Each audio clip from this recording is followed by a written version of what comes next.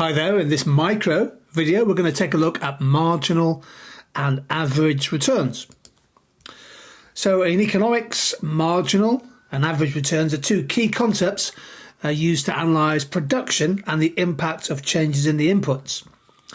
So a marginal return is the additional output, the extra output or return that we get when one more unit of a factor input is added. For example, we add more labour into production whilst holding all other inputs constant.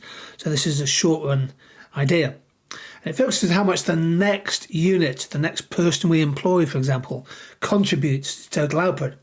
So if adding one more worker to a factory increases production from 100 to 120, then the marginal return is 20 units.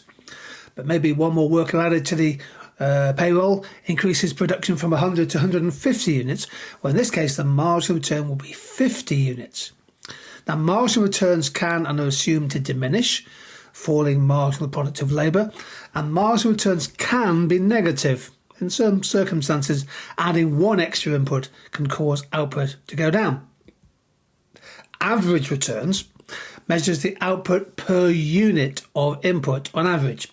So basically it's a measure of productivity or efficiency of all the inputs combined in producing output.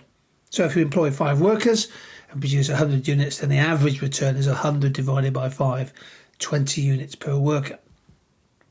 Now the interrelationship is really quite important.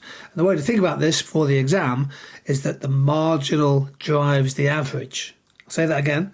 The marginal drives the average. So when marginal returns are greater than average returns, the average goes up. When marginal returns are less than the average will dip. And when marginal returns are the same as the average, well, the average stays at the same level. Let's have a quick example here. We're adding workers to a production process, initially 1, then 2, all the way through to 6. And you can see here the total output that flows from this. So look at the marginal product. First worker adds 8. The second worker adds 12. The third worker brings 16 extra units of production into the production level. The fourth worker only 12. So diminishing returns start with the fourth worker, and then 8 and then 5. So output's still going up, but marginal product is rising and then falling or diminishing. An average product, well, first worker has a unit productivity of 8. 2 workers employed, the average is 10.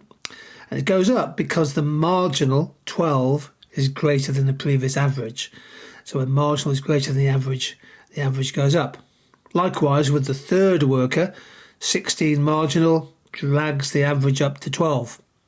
The fourth worker has a marginal product of 12, so the average stays at 12. Whereas the fifth worker has a marginal product of 8. That brings the average down to 11. And likewise with the sixth worker, the marginal product is only 5. That brings the average down to 10. So initially, returns to extra labour are rising with the second and third workers, but beyond that point, returns are diminishing. The theory of diminishing marginal returns. There we go, a quick video on average and marginal returns.